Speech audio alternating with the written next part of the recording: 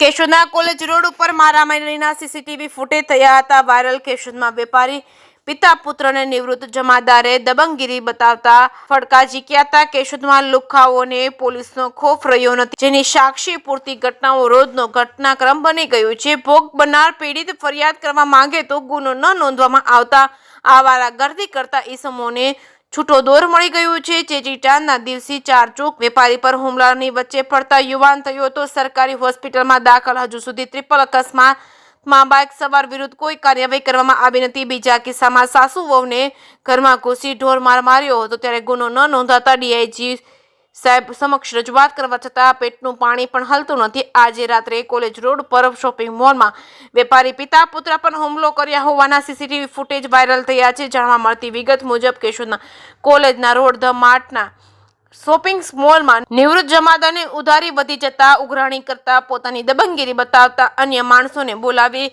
પિતા પુત્ર બંનેને આડેધડ તમાચા મારતા હોવાના સીસીટીવી ફૂટેજ વાયરલ થયા છે. કેશોદ પોલીસ દ્વારા કાયદેસરની કાર્યવાહી હાથ ધરવામાં આવશે કે કેશોદવાસીઓ પોતાની સુરક્ષાની ચિંતા કરવાની રહેશે. જે કેસની ગુજરાતી સાથે રાજુ પંડ્યા, કેશોદ. મારું નામ સુમિત જગદીશભાઈ ખાણિયા છે. મારી એક દુકાન કરિયાણાની છે જે ધાવમાર્ટ નામે છે, અજાબ રોડ ઉપર આવેલી છે. ત્યાં મણીલાલ પરમાર એક નિવૃત્ત જમાદાર છે.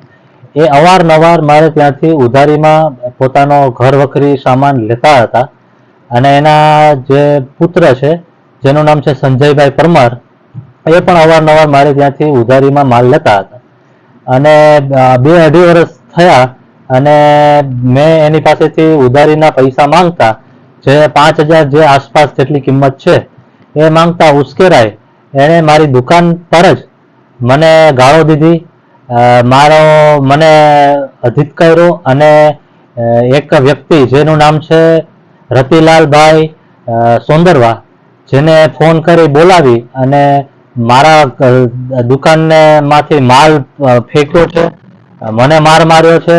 મારા ફાધર જે છોડાવતા હતા એ ભાઈને, તો વચ્ચે પડતા મારા ફાધરને પણ માર્યું છે. મારા ફાધર પણ રિટાયર શિક્ષક છે, એની પણ કોઈ લાજ શરમ રાખી નથી અને આ રીતે આખી ઘટનામાં થઈ છે, જેની જાણ મેં કેશોદ પોલીસ સ્ટેશને કરી છે.